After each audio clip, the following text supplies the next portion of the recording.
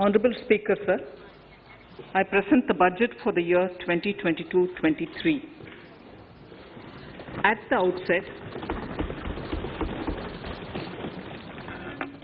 outset, sir, I want to take a moment to express my empathy for those who had to bear adverse health and economic effects of the pandemic. The overall sharp rebound and recovery of the economy is reflective of our country's strong resilience. India's economic growth in the current year is estimated to be 9.2%, highest among all large economies. I recognize we are in the midst of an Omicron wave with high incidence but milder symptoms. Further, the speed and coverage of our vaccination campaign has helped greatly. With an accelerated improvement of health infrastructure in the past 2 years, we are in a strong position to withstand challenges. I am confident that with Sabka Prayas, we will continue our journey with strong growth. Honourable Speaker, we are marking Azadi Ka Amrit Mahotsav and have entered into Amrit Kal, the 25-year-long lead-up to India at 100. Honourable Prime Minister, in his Independence Day address, had set out the vision for India at 100. By achieving certain goals during Amrit Kal, our government aims to attain this vision. They are complementing the macroeconomic level growth focus with a microeconomic level all-inclusive welfare focus, promoting digital economy and fintech, technology-enabled development, energy transition and climate action, and relying on virtuous cycle starting from private investment with public capital investment, helping to crowd in private investment. Since 2014, our government's focus has been on empowerment of citizens, especially the poor and the marginalized. Measures have included programs that have provided housing, electricity, cooking gas, and access to water. We also have programs for ensuring financial inclusion and direct benefit transfers. We are committed to strengthening the abilities of the poor to tap all opportunities. Our government constantly strives to provide the necessary ecosystem for the middle classes, a vast and wide section which is populated across various middle-income brackets, to make use of the opportunities they so desire. This budget seeks to lay the foundation and give a blueprint to steer the economy over Amrit Kal of the next 25 years, from India at 75 to India at 100. It continues to build on the vision drawn in the budget of 21-22. Its fundamental tenets, which included transparency of financial statement and fiscal position, reflect the government's intent, strengths and challenges. This continues to guide us. The initiatives of the last year's budget have seen significant progress and have been provided with adequate allocations in this budget as well. The strengthening of health infrastructure, speedy implementation of the vaccination program, and the nationwide resilient response to the current wave of the pandemic are evident for all. The productivity-linked incentive in 14 sectors for achieving the vision of Atmanirbhar Bharat has received excellent response, with potential to create 60 lakh new jobs and an additional production of 30 lakh crores during next 5 years.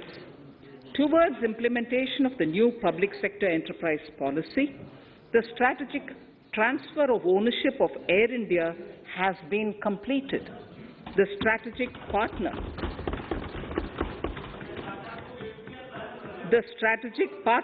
for Neelachal Ispat Nigam Limited has been selected. The public issue of the LIC is expected shortly. Others too are in the process for 2022-23. Please The no, National Bank आपको for पर्याप्त मौका, पर्याप्त अवसर मिलेगा। बेटे बेटे टिप्पणी मत कीजिए। the National Bank for Infrastructure Development and National Asset Reconstruction Company have commenced their activities.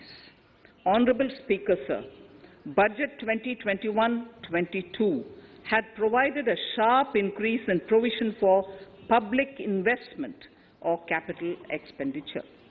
Throughout the year, with the Honorable Prime Minister guiding the implementation, our economic recovery is continuing to benefit from the multiplier effect.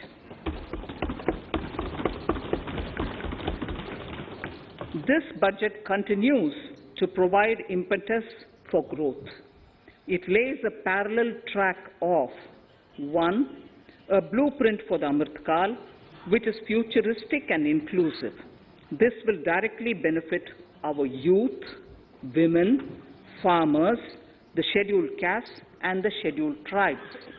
And number 2, big private-public investment. Number 2, big public investment for modern infrastructure, readying for India at 100. This shall be guided by PM Gati Shakti and be benefited by the synergy of multimodal approach. Moving forward on this parallel track, we lay the following 4 priorities: PM Gati Shakti, inclusive development, productivity enhancement and investment, sunrise opportunities, energy transition, and climate action, and 4, financing of investments.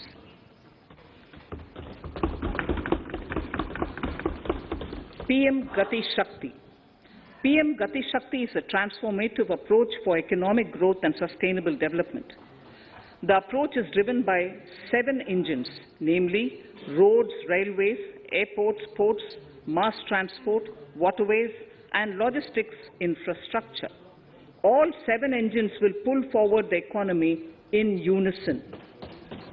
These engines are supported by the complementary roles of energy transmission, IT communication, bulk water and sewerage, and social infrastructure. Finally, the approach is powered by clean energy and Sabka Prayas.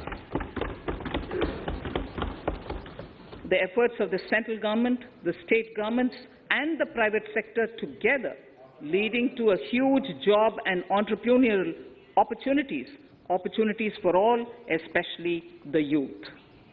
PM Gati Shakti Master Plan, National Master Plan. The scope of PM Gati Shakti National Master Plan will encompass the 7 engines for economic transformation, seamless multimodal connectivity, and logistics efficiency. It will also include the infrastructure development by the state governments as per Gati Shakti Master Plan. The focus will be on planning, financing, including through innovative ways, use of technology, and speedier implementation.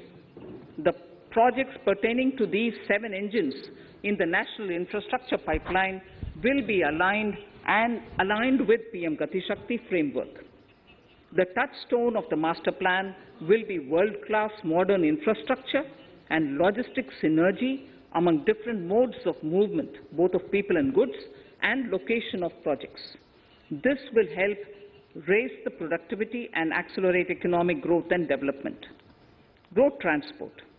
PM Gati Shakti Master Plan for expressways will be formulated in 22-23 to facilitate faster movement of people and goods. The National Highways network will be expanded by 25,000 kilometers in 2022-23. 20,000 crores of rupees will be mobilized through innovative ways of financing to complement the public resources. The data exchange among all mode operators will be brought on unified logistics interface platform, designed for application programming interface. This will provide for efficient movement of goods through different modes, reducing logistics cost and time, assisting just-in-time inventory management, and in eliminating tedious documentation. Most importantly, This will provide real-time information to all stakeholders and improve international competitiveness. Open source mobility stack for organizing seamless travel of passengers will also be facilitated.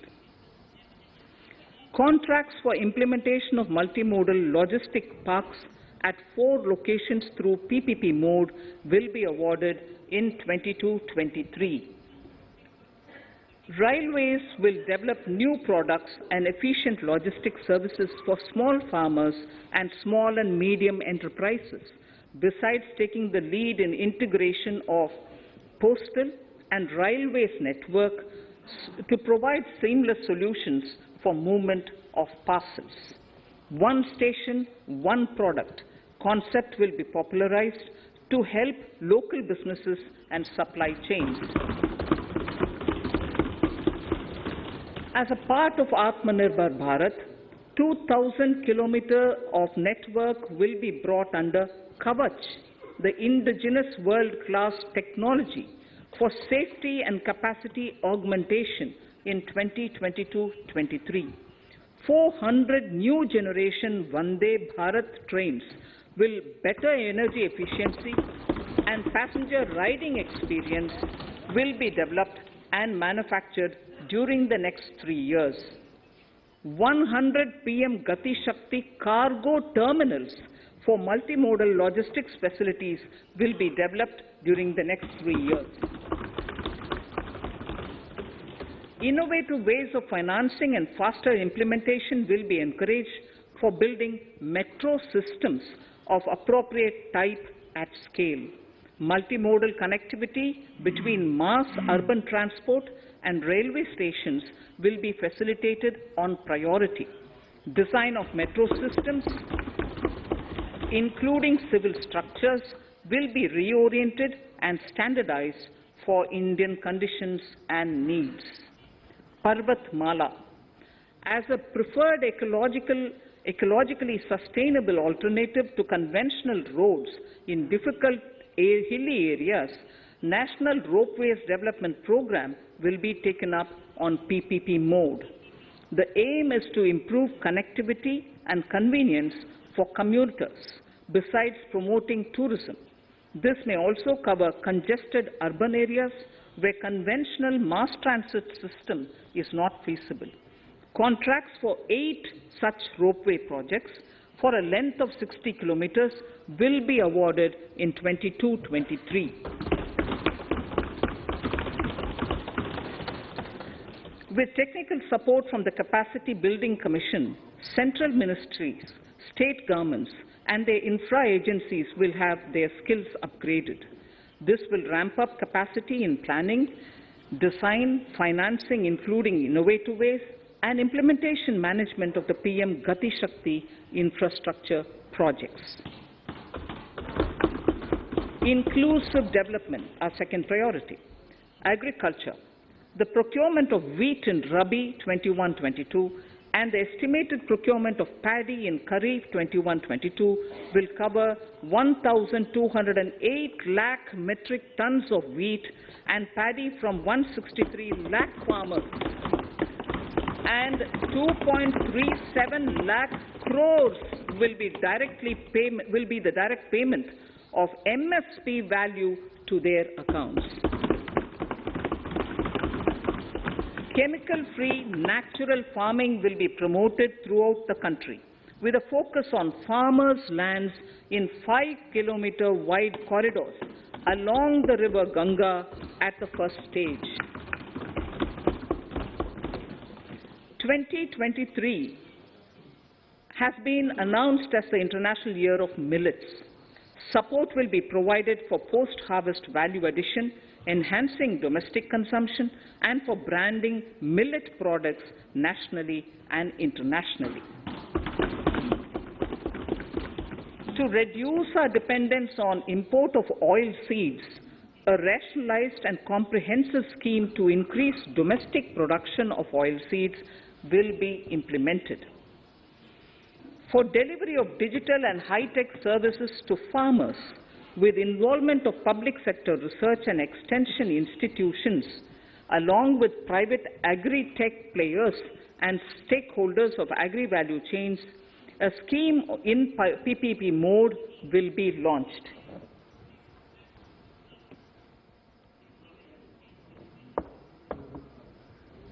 Use of Kisan drones will be promoted for crop assessment, digitization of land records, spraying of insecticides and nutrients.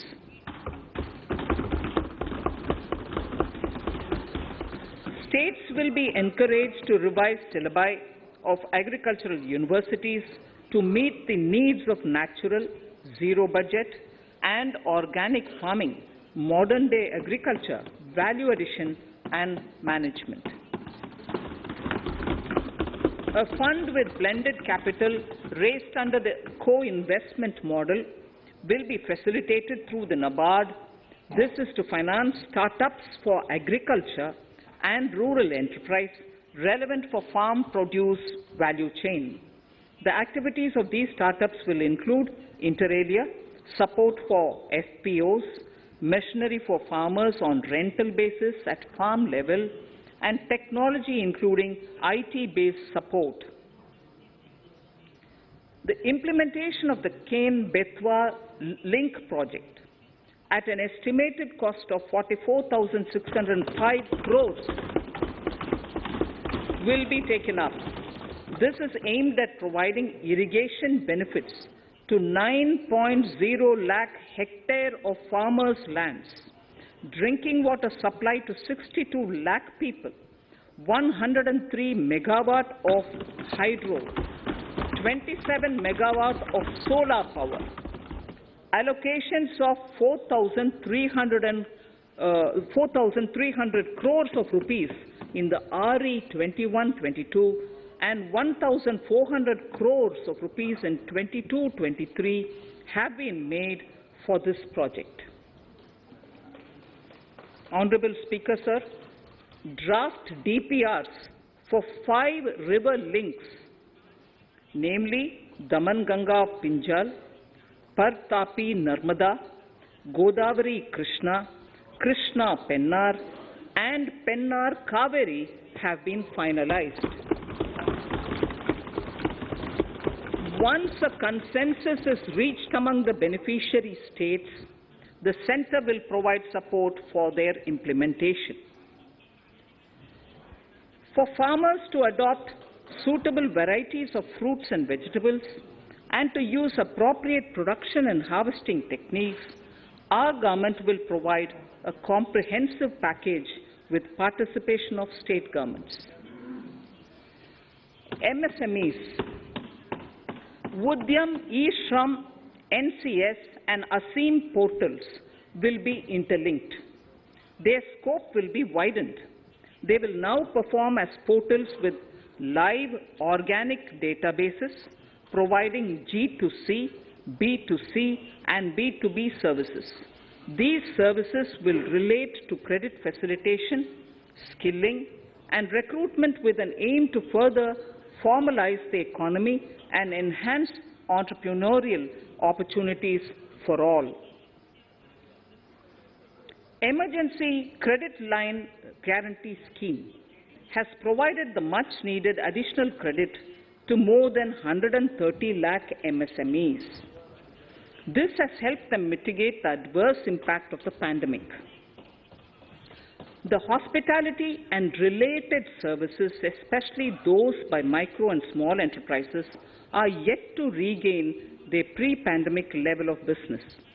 Considering these aspects, the ECLGS will be extended up to March 2023, and its guarantee cover will be expanded by 50,000 crores of rupees to total cover of 5 lakh crores.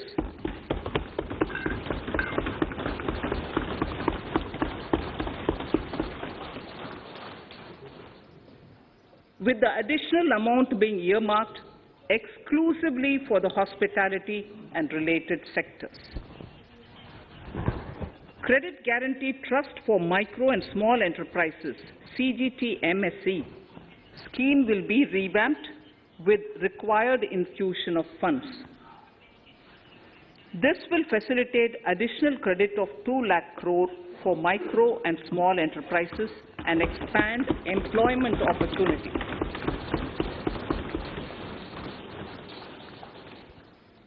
Raising and accelerating MSME performance (RAMP) program with outlay of 6,000 crore over 5 years will be rolled out.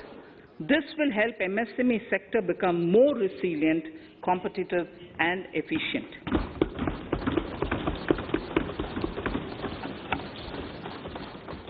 Skilling programs and partnership with the industry will be reoriented to promote continuous skilling avenues, sustainability and employability.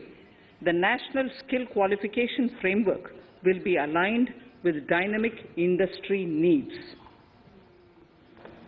Digital ecosystem for skilling and livelihood, the Desh Stack e-portal, will be launched. This aims to empower citizens to skill, reskill or upskill through online training. It will also provide API-based trusted skill credentials, payment and discovery layers to find relevant jobs and entrepreneurial opportunities. Startups will be promoted to facilitate Drone Shakti through varied applications and for drone as a service.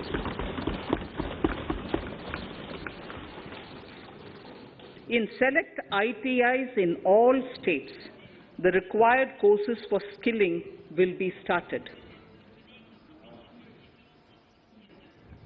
Due to the pandemic-induced closure of schools, our children, particularly in the rural areas and those from scheduled castes and scheduled tribes and other weaker sections, have lost almost 2 years of formal education. Mostly, these are children in government schools. We recognize the need to impart supplementary teaching and to build a resilient mechanism for education delivery. For this purpose, One Class, One TV channel program of PM E-Vidya will be expanded from 12 to 200 TV channels. This will enable all states to provide supplementary education in regional languages for classes 1 to 12.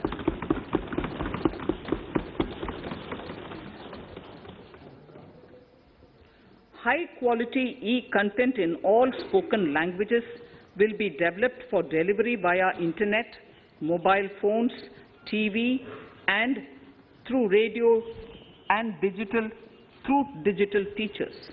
A competitive mechanism for development of quality e-content by the teachers will be set up to empower and equip them with digital tools of teaching and facilitate better learning outcomes. A digital university will be established to provide access to students across the country for world-class quality universal education with personalized learning experience at their doorsteps. This will be made available in different Indian languages and ICT formats. The university will be built on a networked hub and spoke model, with the hub building cutting-edge ICT expertise. The best public universities and institutions in the country will collaborate as a network of hub and spoke. An open platform for the national digital health ecosystem will be rolled out. It will consist of digital registries of health providers and health facilities, unique health identity, consent framework, and universal access to health facilities. The pandemic has accentuated mental health problems in people of all ages. To better the access to quality mental health counseling and care services, a national tele-mental health program will be launched.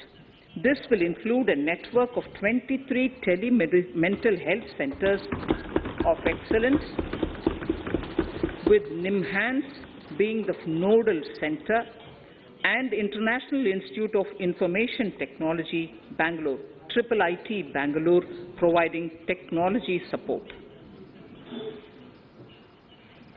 Recognizing the importance of Nari Shakti as the harbinger of our bright future and for women-led development, during the Amritkal, our government has comprehensively revamped the schemes of the Ministry of Women and Child Development. Accordingly, 3 schemes, namely Mission Shakti, Mission Vatsalya, Saksham Anganwadi and Poshan 2.0 were launched recently to provide integrated benefits to women and children. Saksham Anganwadis are a new generation Anganwadis that have better infrastructure and audio-visual aids, powered by clean energy and providing improved environment for early childhood development. 2 lakh Anganwadis will be upgraded under this scheme. Current coverage of Har Ghar Nal Se Jal is 8.7 crores. Of this, 5.5 crore households were provided tap water in last 2 years itself. Allocation of 60,000 crores of rupees has been made with an aim to cover 3.8 crore households in 2022 and 23. In 22-23, 80 lakh houses will be completed for the identified eligible beneficiaries of the PM Awas Yojana, both rural and urban. 48,000 crores is allotted for this purpose. The central government will work with the state governments for reduction of time required for all land and construction-related approvals, for promoting affordable housing for middle class and for the economically weaker sections in urban areas. We shall also work with the financial sector, regulators, to expand access to capital along with reduction in cost of intermediaries. A new scheme, Prime Minister's Development Initiative for the Northeast, will be implemented through the Northeastern Council. It will fund infrastructure in the spirit of PM Gati Shakti and social development projects based on felt needs of the Northeast. This will enable livelihood activities for youth and women, filling the gaps in various sectors. It will not be a substitute for existing central or state schemes. While the central ministries may also post their candidate projects, priority will be given to those posted by the states. An initial allocation of 1,500 crores of rupees will be made, and the initial list of projects is given in Annexure 1 of my speech. Our vision to improve the quality of life of citizens in the most backward districts of the country through aspirational districts program has been translated into reality in a very short span of time. 95% of those 112 districts have made significant progress in key sectors such as health, nutrition, financial inclusion, and basic infrastructure. They have surpassed even some of the state average values.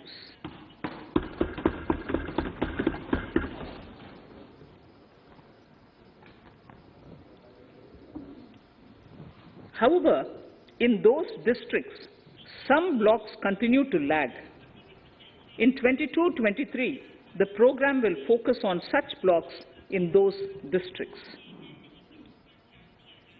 Border villages with sparse population, limited connectivity, and infrastructure often get left out from the development gains. Such villages on the northern border will be covered under a new Vibrant Villages program.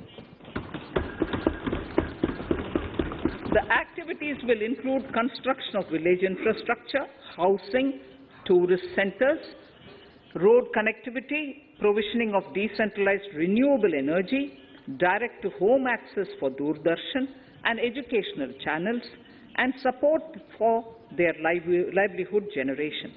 Additional funding for these activities will be provided. Existing schemes will be converged.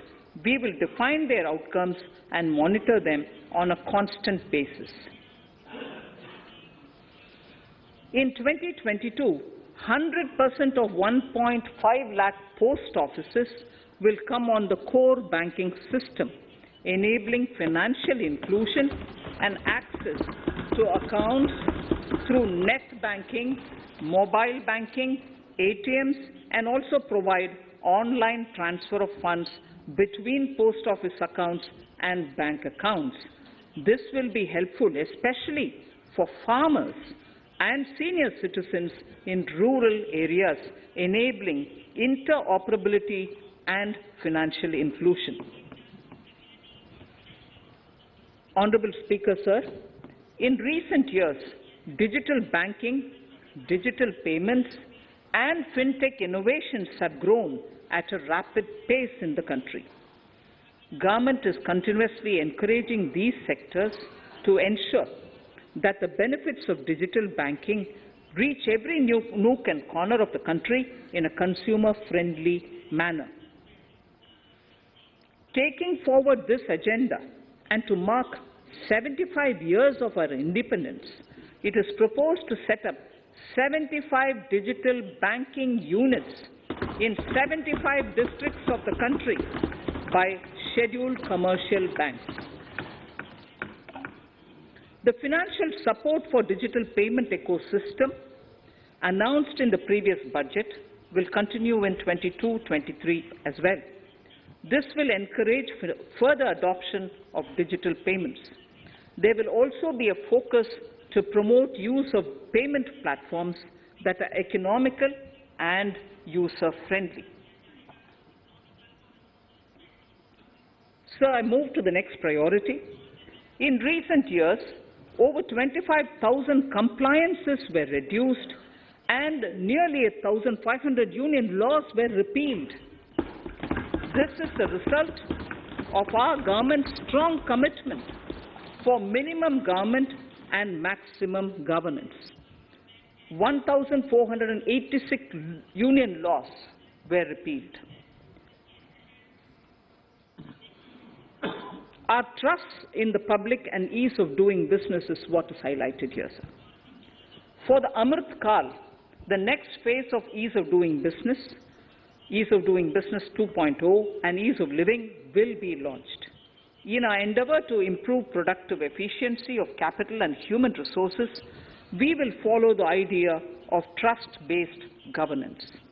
The new phase will be guided by an active involvement of the states,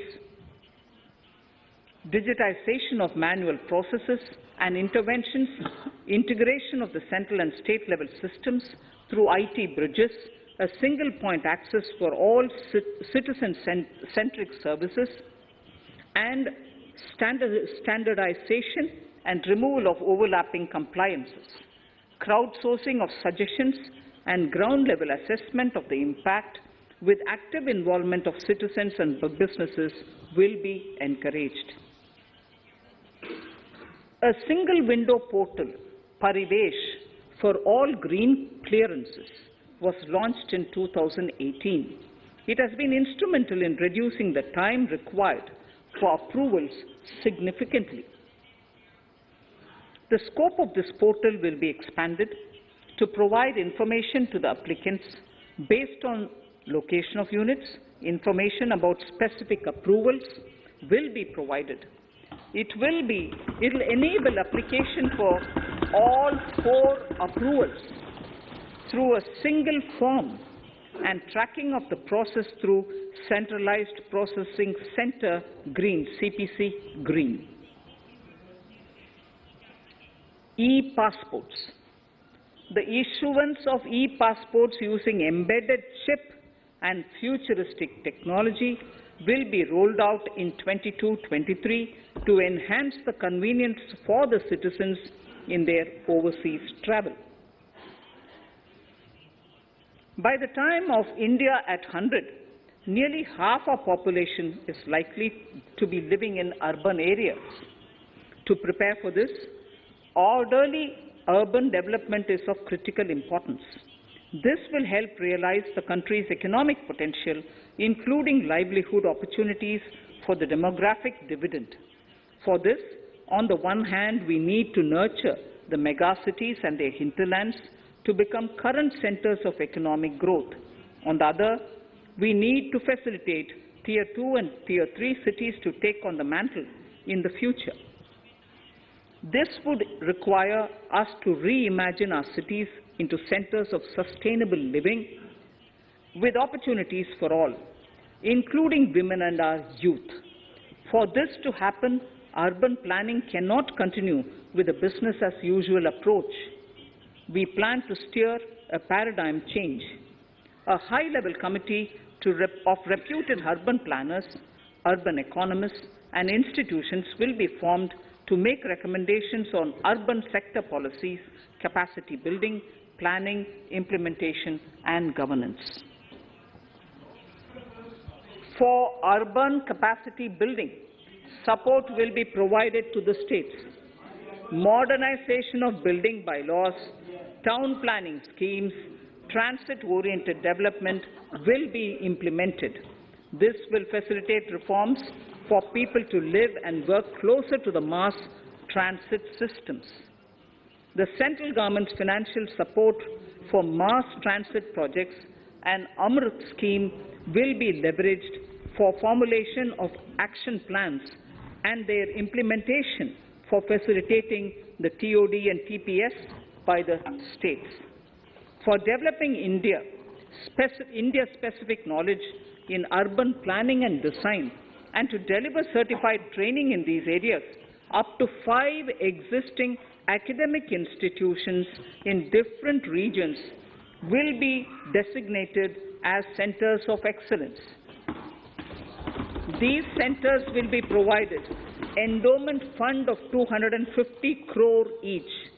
In addition, the AICTE will take the lead to improve syllabi, quality and access of urban planning courses in other institutions. We will promote a shift to use of public transport in urban areas. This will be complemented by clean tech and governance solutions, special mobility zones with zero fossil fuel policy and EV vehicles. Battery swapping policy. Considering the constraint of space in urban areas, for setting up charging stations at scale, a battery swapping policy will be brought out and interoperability standards will be formulated.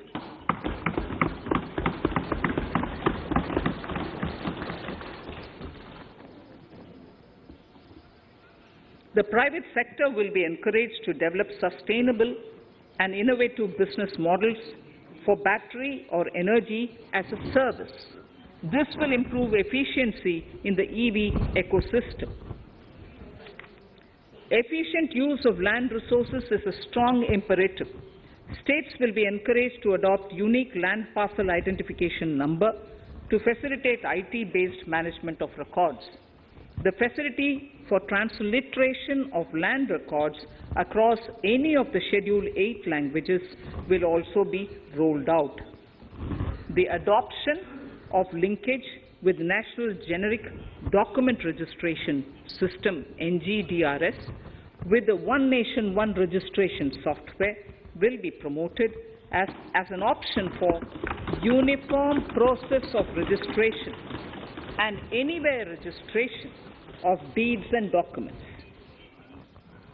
Necessary amendments in the code IBC will be carried out to enhance the efficiency of the resolution process and facilitate cross-border insolvency resolution. Accelerated corporate exit. Several IT-based systems have been established for accelerated registration of new companies. Now the Center for Processing Accelerated Corporate Exit, CPACE, will process re-engineering, will be established to facilitate and speed up the voluntary winding up of these companies from the currently required 2 years to less than 6 months. Government procurement. Government rules have recently been modernized for the needs of Amrit Kal. The new rules have benefited from the inputs from various stakeholders. The modernized rules allow use of transparent quality criteria besides cost and evaluation of complex tenders. Provisions have been made for payment of 75% of running bills mandatorily within 10 days and for encouraging settlements of disputes through conciliation. As a further step to enhance transparency and to reduce delays in payments, a completely paperless, end-to-end online e-bill system will be launched for use by all central ministries for their procurements. The system will enable the suppliers and contractors to submit online their digitally signed bills and claims and track their status from anywhere. To reduce indirect cost for suppliers and work contractors, the use of surety bonds as a substitute for bank guarantee will be made acceptable in government procurements. Business such as gold imports may also find this useful. IRDAI, insurance regulator, has given the framework for issue of surety bonds by insurance companies. AVGC Promotion Task Force. The animation, visual effects, gaming and comic, the AVGC sector, offers immense potential to employ youth. An AVGC Promotion Task Force with all stakeholders will be set up to recommend ways to realize this and build domestic capacity for serving our markets and the global demand.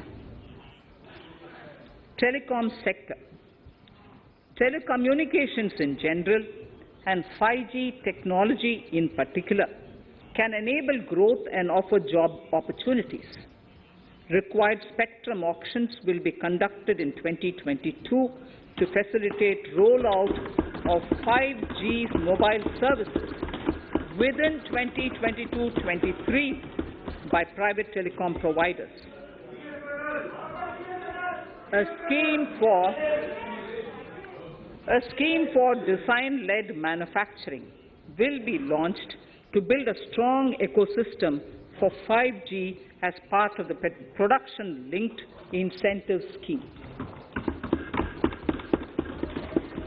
To enable affordable broadband and mobile service proliferation in rural and remote areas, 5% of annual collections under the Universal Service Obligation Fund will be allocated. This will promote R&D and commercialization of technologies and solutions.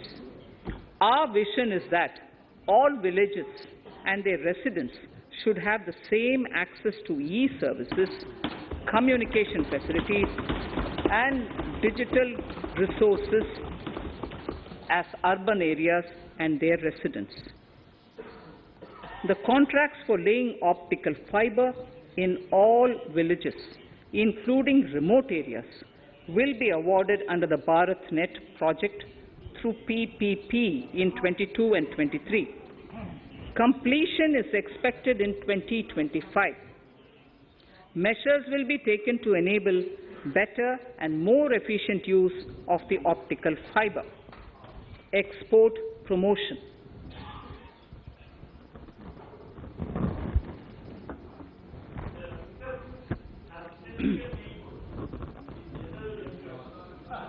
The Special Economic Zones Act will be replaced with a new legislation that will enable the states to become partners in development of enterprise and service hubs. This will cover all large existing and new industrial enclaves to optimally utilize available infrastructure and enhance competitiveness of exports. Atmanirbharta in defense. Our government is committed to reducing imports and promoting Atmanirbharta in equipment for the armed forces. 68% of the capital procurement budget will be earmarked for domestic industry in 22-23, up from 58% in 21-22.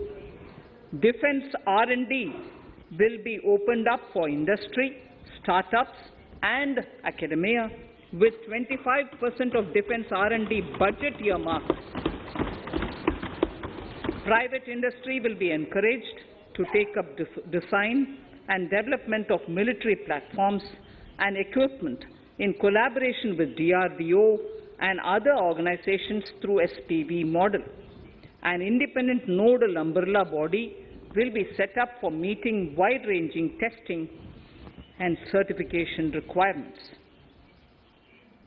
Artificial intelligence, geospatial systems and drones, semiconductor and its ecosystem, space economy, genomics and pharmaceuticals, green energy and clean mobility systems have immense potential to assist sustainable development at scale and modernize the country.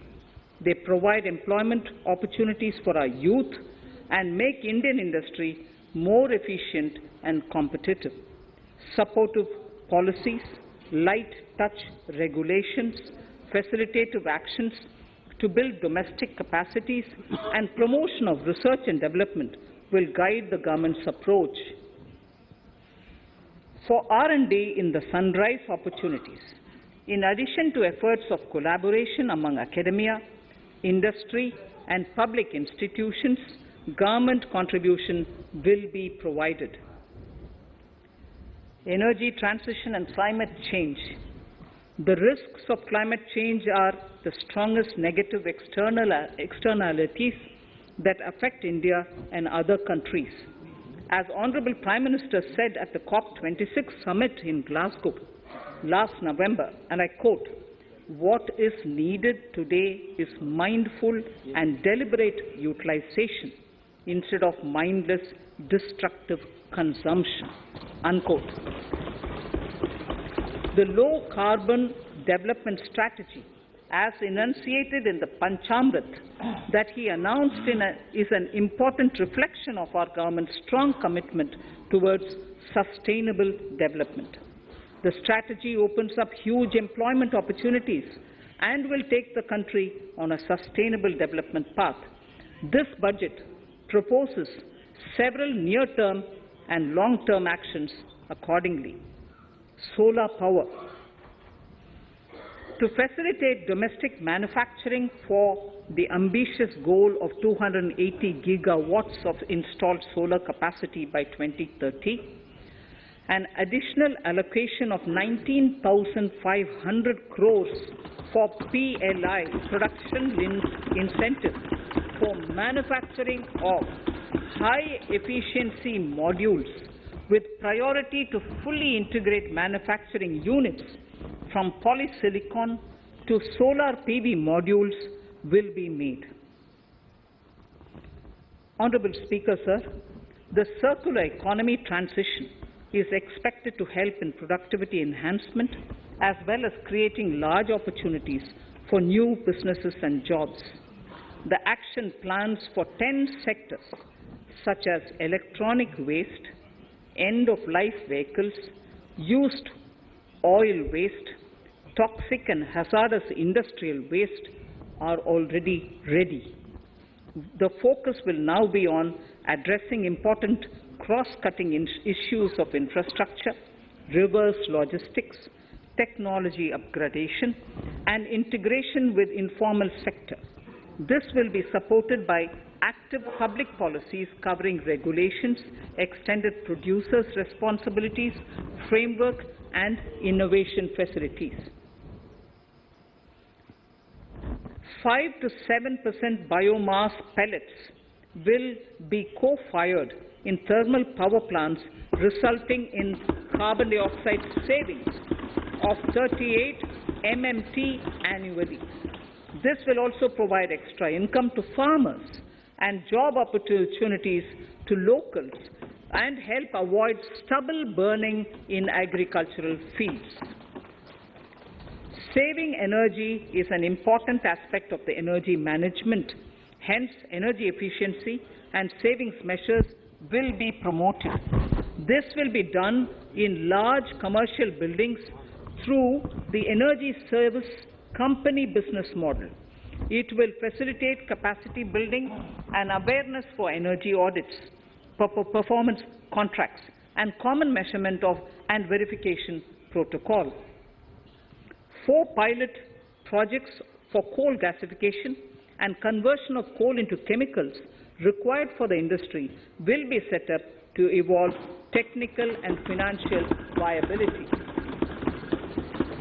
The policies and required legislative changes to promote agroforestry and private forestry will be brought in.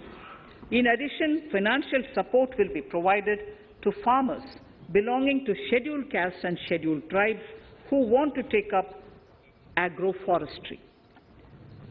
Honourable Speaker, I now move to the 4th priority, financing of investments.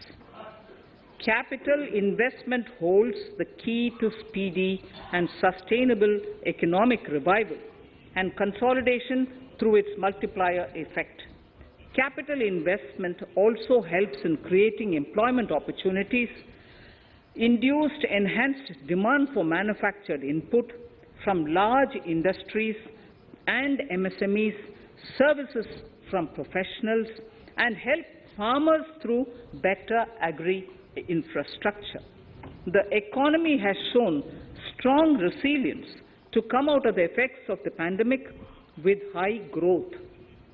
However, we need to sustain that level to make up for the setback of 2020-2021. As outlined in para 5 earlier, the virtuous cycle of investment requires public investment to crowd in private investment. At this stage, private investments seem to require that support to rise to their potential and to the needs of the economy. Public investment must continue to take the lead and prime the private investment and demand in 2022-23. Considering the above imperative, the outlay for capital expenditure in the Union Budget is once again being stepped up sharply by 35.4% from 5.54 lakh crore in the current year to 7.50 lakh crores in 22-23. This has increased to more than 2.2 times the expenditure of 2019-20. This outlay in 22-23 will be 2.9% of the GDP. Effective capital expenditure. With this investment taken together with the provision made for creation of capital assets through grants and aid to states, the effective capital expenditure of the central government is estimated at 10.68 lakh crores in 22-23, which will be about 4.1% of the GDP. Green bonds. As a part of the government's overall market borrowings in 22-23, sovereign green bonds will be issued for mobilizing resources for green infrastructure. The proceeds will be deployed in public sector projects, which help in reducing the carbon intensity of the economy. GIFT IFSC.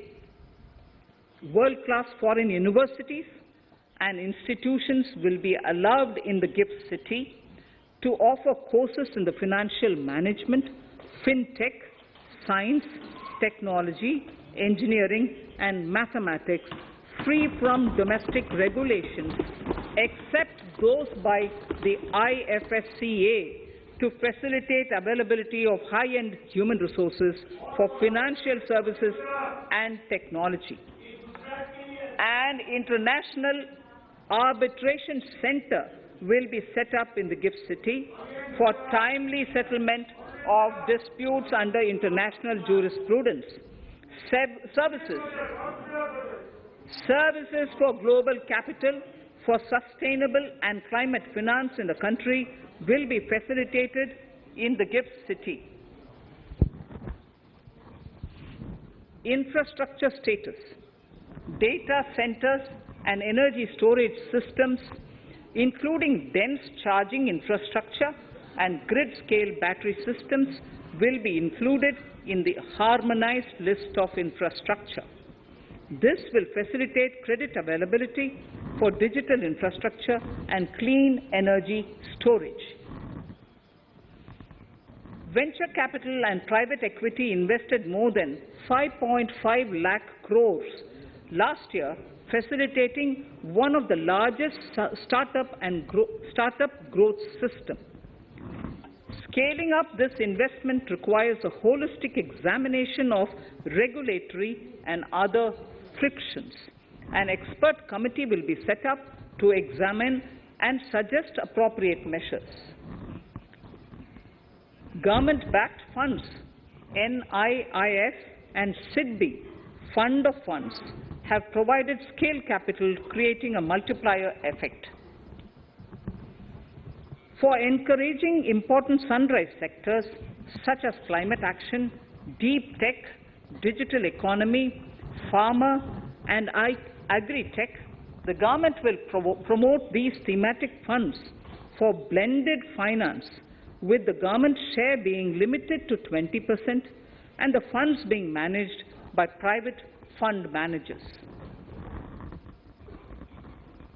For financing the infrastructure needs, the stepping up of public investment will need to be complemented by private capital at a significant scale. Measures will be taken to enhance financial viability of projects, including PPP, with technical and knowledge assistance from multilateral agencies. Enhancing financial viability shall also be obtained by adopting global best practices, innovative ways of financing, and balanced risk allocation. Digital rupee.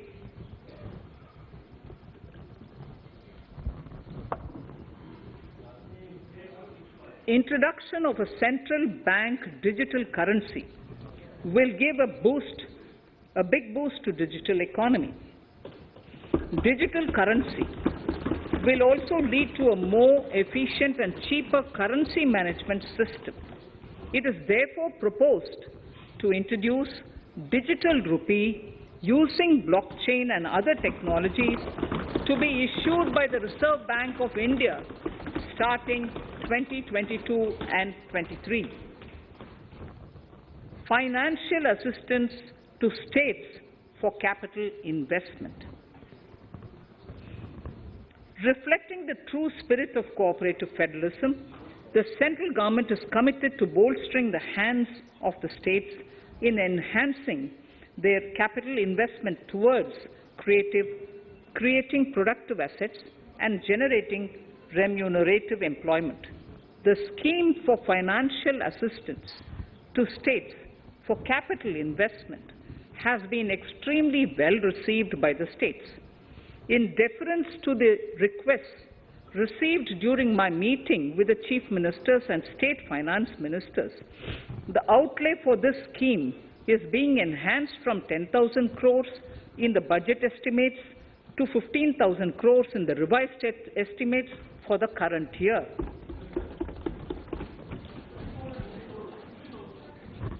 For 22-23,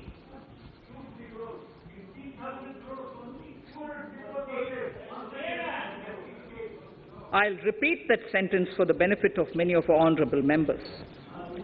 In deference to the requests received during my meeting with Chief Ministers and State Finance Ministers, the outlay for this scheme is being enhanced from 10,000 crores in the BE to 15,000 crores, 15,000 crores in the RE of the current year.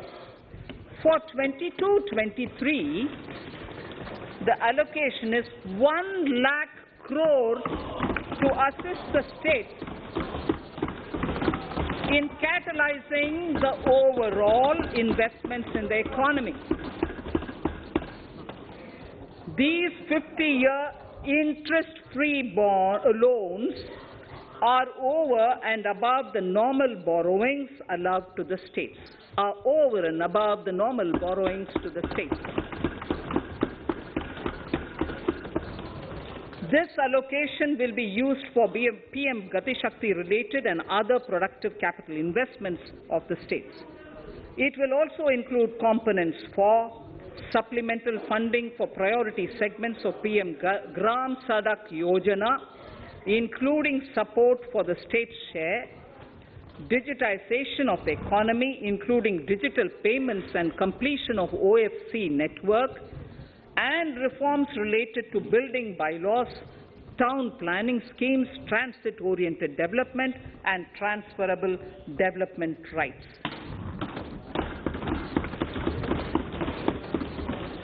In 22-23, in accordance with the recommendations of the 15th Finance Commission, the states will be allowed a fiscal deficit of 4% of the GSDP, of which 0.5% will be tied to power sector reforms, for which the conditions have already been communicated in 21-22. Fiscal management. As against a total expenditure of 34.83 lakh crores of rupees projected in the BE 21-22, the revised estimate is 37.70 lakh crores. The revised estimate of capital expenditure is 6.3 lakh crores of rupees. This includes an amount of 51,971 crores towards settlement of outstanding guaranteed liabilities of Air India and its other sundry commitments. Coming to the budget estimates, Honourable Speaker, sir, the total expenditure in 22-23 is estimated at 39.45 lakh crores, while the total receipts other than borrowings are estimated at 22.84 lakh crores of rupees.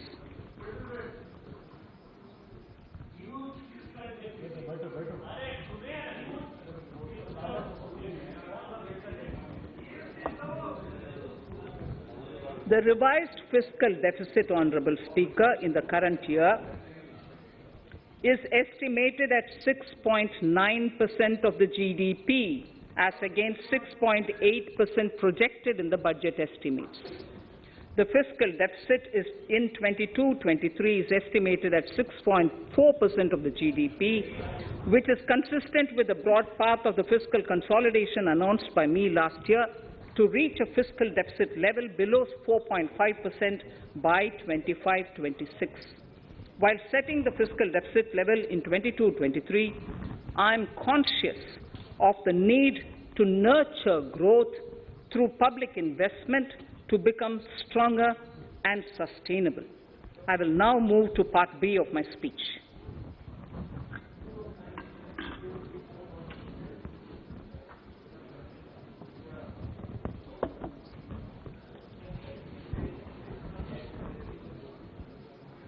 Direct tax. Honourable Speaker, sir, I take this opportunity to thank all the taxpayers of our country who have contributed immensely and strengthened the hands of the government in helping their fellow citizens in this hour of need. So I have brought in a little verse from the Mahabharata. I won't spend more time reading because I would like the speech to get enough time. However, the substance of it is the king must make arrangements for yoga kshema, which is the welfare of the populace, by way of abandoning any laxity and by governing the state in line with dharma, along with collecting taxes which are in consonance with dharma. This is Mahabharata Shanti Parva Adhyaya, Shloka 11 from 72. Drawing wisdom from our ancient texts, we continue on the path to progress. The proposals in this budget, while continuing with our declared policy of stable and predictable tax regime, intend to bring more reforms that will take ahead our vision to establish a trustworthy tax regime. This will further simplify the tax system, promote voluntary compliance by taxpayers, and reduce litigation. Introducing new updated return. India is growing at an accelerated pace and people are undertaking multiple financial transactions. The Income Tax Department has established a robust framework of reporting of taxpayers' transactions. In this context, some taxpayers may realize that they have committed omissions or mistakes in correctly estimating their income for tax payment. To provide an opportunity to correct such errors, I am proposing a new provision permitting taxpayers to file an updated return on payment of additional tax. This updated return can be filed within 2 years from the end of the relevant assessment year.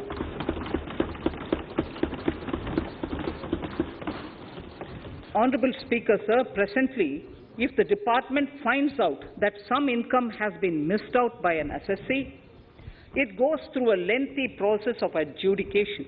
Instead, with this proposal now, there will be a trust repost in the taxpayers that will enable the assessee herself to declare the income that she may have missed out earlier while filing her return. Full details of the proposal are given in the finance bill. It is an affirmative step in the direction of voluntary compliance.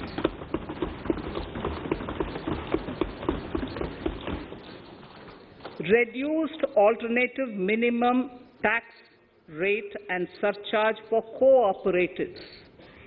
Currently, cooperative societies are required to pay alternate minimum tax at the rate of 18 and 1.5%. However, companies pay the same rate, the same, which is the alternate minimum tax, at the rate of 15%. To provide a level playing field between cooperative societies and companies, I propose to reduce this rate for the cooperative societies also to 15%. Honourable Speaker, sir, I also propose to reduce the surcharge on cooperative societies from the present 12% to 7% for those having total income of more than 1 crore and up to 10 crores. This would help in enhancing income of cooperative societies and its members who are mostly from the rural and from farming communities. Tax relief to persons with disability. The parent or guardian of a differently abled person can take an insurance scheme for such person. The present law provides for deduction to the parent or guardian only if the lump sum payment or annuity is available to the differently abled person on the death of the subscriber, that is the parent or the guardian. There could be situations where the differently abled dependent may need payment of annuity or lump sum amount even during the lifetime of their parent or guardian. I propose thus to allow the payment of annuity and lump sum amount to the differently abled dependent during the lifetime of the parent and guardians, that is parent or guardians, attaining the age of 60 years. Parity between employees of the state and central governments. At present, the central government contributes 14% of the salary of its employee to the National Pension System, NPS, Tier 1. This is allowed as a deduction in computing the income of the employee. However, such deduction is allowed only to the extent of 10% of the salary in case of employees of the state governments. To provide equal treatment to both central and state government employees, I propose to increase the tax deduction limit from 10% to 14% on employers' contribution to the MPS account of state government employees as well. This would help in enhancing the social security benefits of the state government employees and bring them at par with central government employees.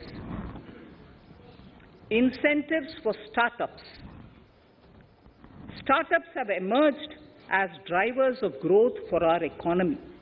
Over the past few years, the country has seen a manifold increase in successful startups.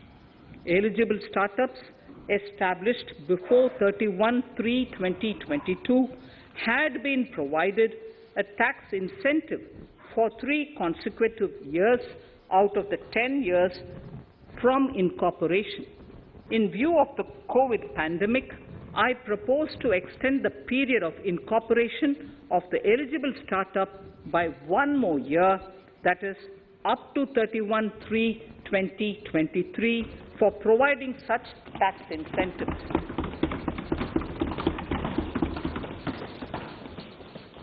Incentives for newly incorporated manufacturing entities under concessional tax regime. In an effort to establish a global competitive business environment for certain domestic companies, a concessional tax regime of 15% was introduced by our government for newly incorporated domestic manufacturing companies. I propose to extend the last date for commencement of manufacturing or production under Section 115B(ab) by 1 more year, that is from 31st March 2023 to 31st March 2024.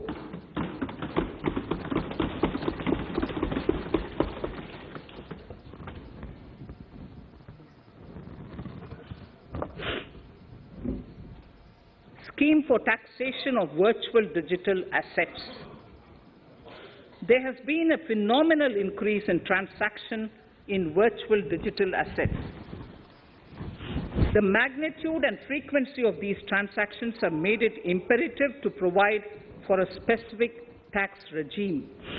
Accordingly, for the taxation of virtual digital assets, I propose to provide that any income from transfer of any virtual digital asset shall be taxed at the rate of 30%, 30%. No deduction in respect of any expenditure or allowance shall be allowed while computing such income except cost of acquisition. Further, loss from transfer of virtual digital asset cannot be set off against any other income. Further, in order to capture the transaction details, I also propose to provide for TDS on payment made in relation to transfer of virtual digital asset at the rate of 1% of such consideration above a monetary threshold. Gift of virtual digital asset is also proposed to be taxed in the hands of the recipient.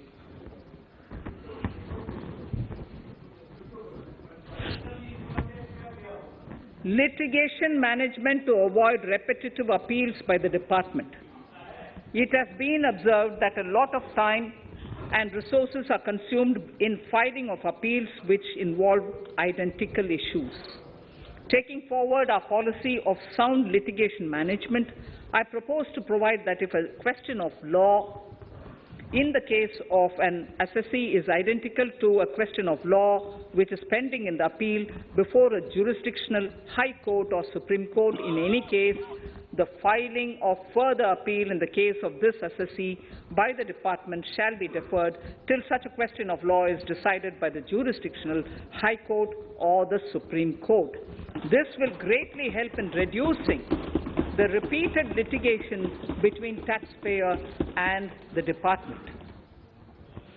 Taking forward our efforts to further promote the IFSC, I hereby propose to provide that income of a non-resident from offshore derivative instruments or over-the-counter derivatives issued by an offshore banking unit, income from royalty and interest on account of lease of ship, and income received from portfolio management services in IFSC shall be exempt from tax, subject to specified conditions.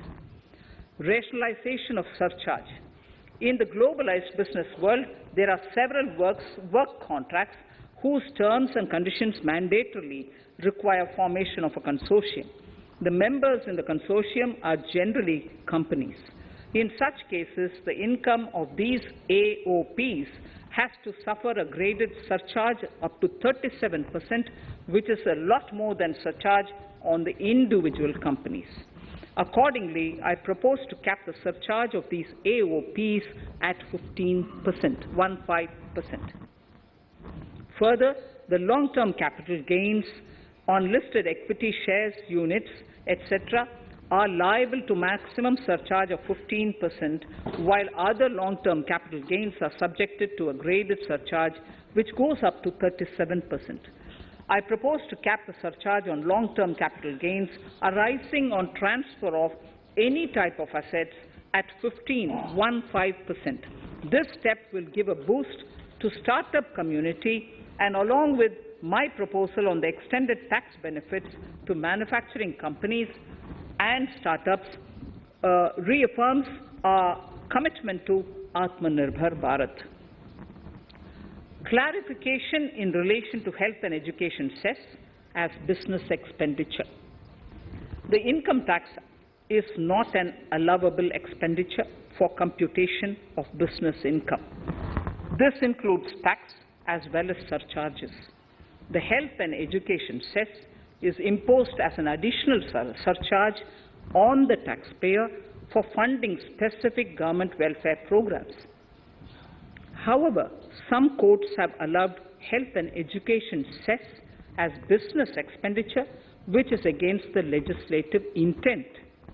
To reiterate the legislative intent, I propose to clarify that any surcharge or cess on income and profits is not allowable as business expenditure.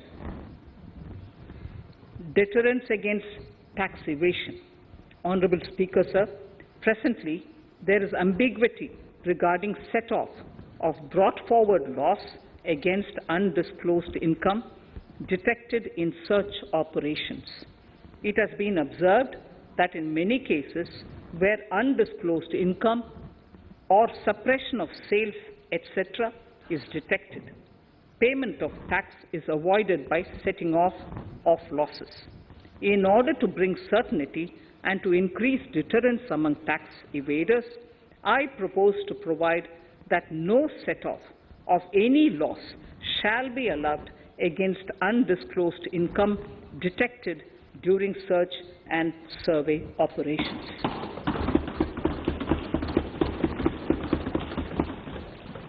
It has been noticed that as a business promotion strategy, there is a tendency on businesses to pass on benefits to their agents.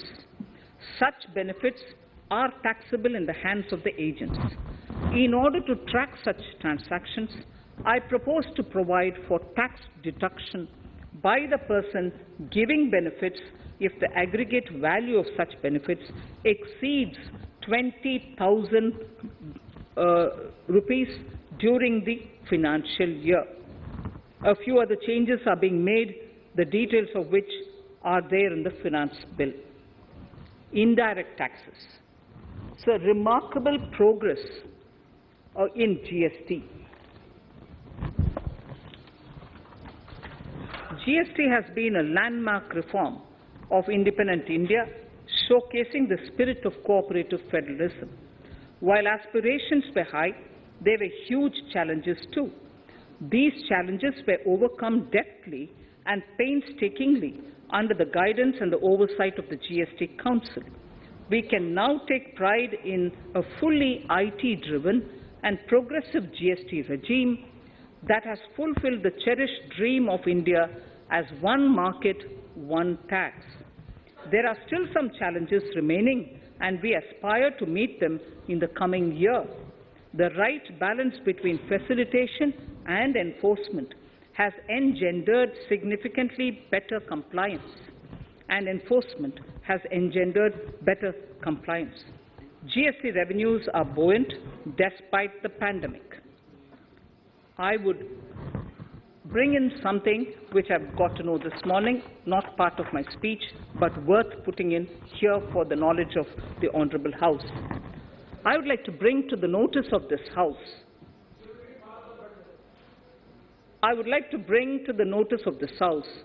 that the gross GST collections for the month of January 22 are rupees 1,40,986 crores, which is the highest since the inception of GST. This has been possible due to rapid economic growth, recovery, post-COVID,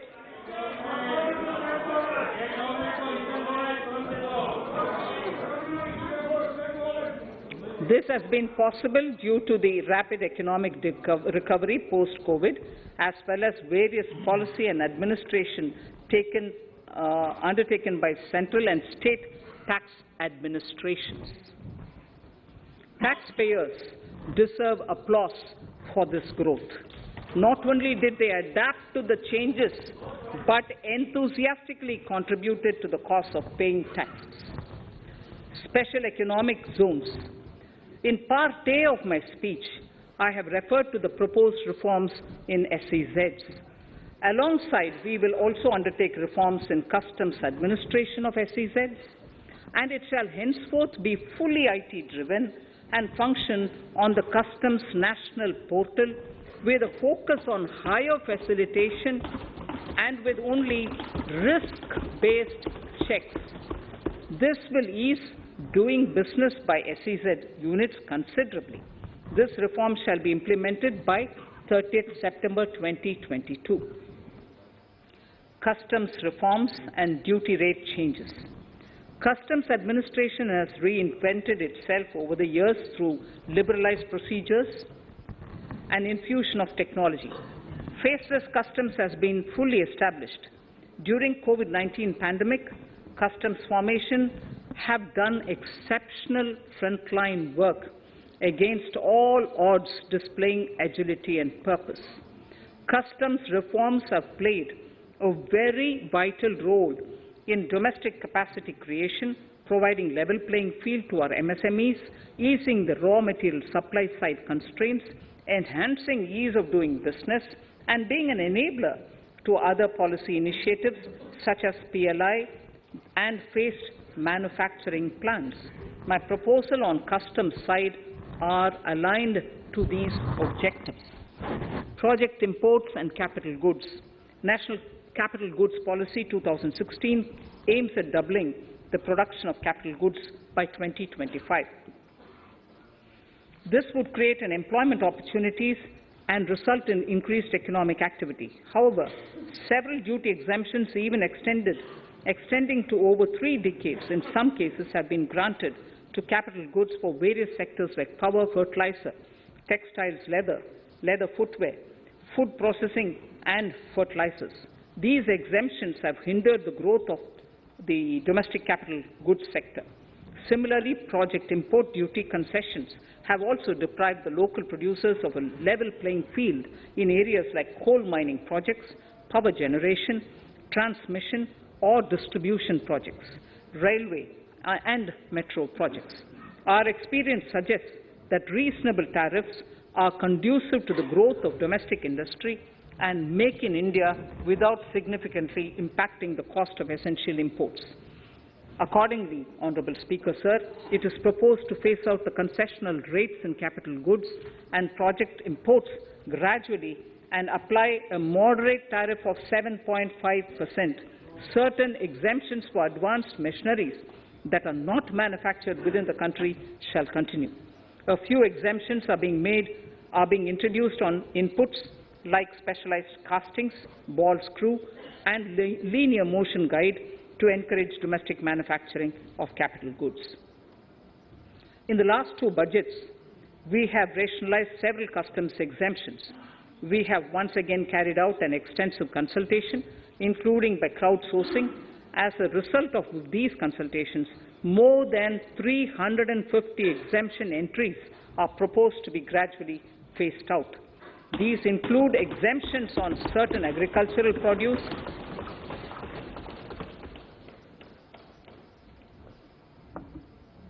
chemicals, fabrics, medical devices and drugs, and medicines for which sufficient domestic capacity exists. Further, as a simplification measure, several concessional rates are being incorporated in the customs tariff schedule itself instead of prescribing them through various notifications. This comprehensive review will simplify the customs rate and tariff structure, particularly for sectors like chemicals, textiles, and metals, and minimize disputes. Removal of exemption on items which are or can be manufactured in India, and providing concessional duties on raw material that go into manufacturing of intermediate products will go many a step forward in achieving our objective of Make in India and Atmanirbhar Bharat. I shall now take up specific sector-specific proposals. Electronics.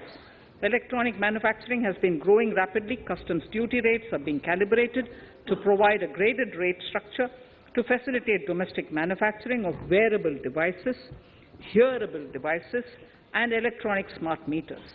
Duty concessions are being given to parts of transformer of mobile phone chargers and camera lens of mobile camera module and certain other such items.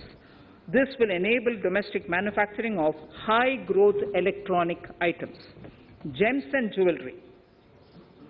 To give a boost to the gems and jewelry sector, customs duty on cut and polished diamonds and gemstones is being reduced to 5%. Simply sawn diamond would attract nil customs duty. To facilitate export of jewelry through e-commerce, a simplified regulatory framework shall be implemented by June this year to disincentivize import of undervalued imitation jewelry.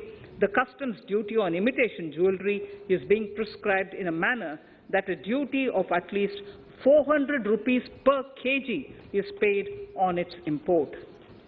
Chemicals. Customs duty on certain critical chemicals, namely methanol, acetic acid, and heavy feedstocks for petroleum refining are being reduced, while duty is being raised on sodium cyanide, for which adequate capacity in the domestic arena exists. These changes will help in enhancing domestic value addition. MSMEs. Duty on umbrellas is being raised to 20%. Exemption to parts of umbrellas is being withdrawn. Exemption is also being rationalized on implements and tools for agricultural sector which are manufactured in India. Customs duty exemption given to steel scrap last year is being extended for another year to provide relief to MSME secondary steel producers. Certain anti-dumping and CVD on stainless steel and coated steel flat products, bars of alloy steel and high-speed steel are being revoked in larger public interest considering prevailing high prices of metals. To incentivize exports, exemptions are being provided on items such as embellishment, trimmings, fasteners, buttons, zipper, lining material, specified leather, furniture fittings, and packaging boxes that may be needed by bona fide exporters of handicrafts, textiles, leather garments, leather footwear, and other goods. Honourable Speaker, sir, duty is being reduced on certain inputs required for shrimp aquaculture so as to promote its exports. tariff measure to encourage blending of fuel. Blending of fuel is a priority for this government. To encourage the efforts for blending of fuel, unblended fuel shall attract an additional differential excise duty of ₹2 per litre from first day of October 22. A few other changes are being made in duty rates, customs, tariff and customs law, the details of which are there in the finance bill. Mr. Speaker, sir, with these words, I commend the budget to this august House. Thank you. Item number 2, Srimati Nirmala Sitharaman ji.